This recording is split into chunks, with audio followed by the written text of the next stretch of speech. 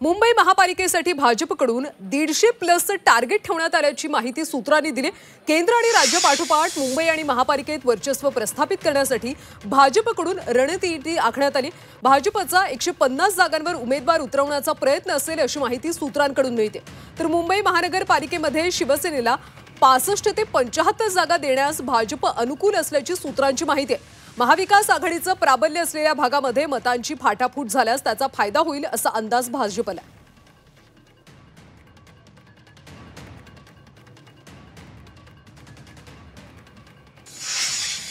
माननीय एकनाथ शिंदेजी, अजितदादा आणि देवेंद्रजी बसून महायुतीमध्ये जे सीट्स फायनल होतील त्या सीट्स आम्ही अंतिम करू। शेवटी मागणी राहणार आहे। भाजप काय मागेल, एकनाथ शिंदेजी मागतील, अजित पवारजी मागतील, हा आकडा मागणीचा 200-300 होईल। पण शेवटी जेवढ्या सीट तेवढ्याच लढाव्या लागतील, त्यामुळे तेवढ्याच लढणार आहोत। पण मागणी तर येणारच आहे। महायुती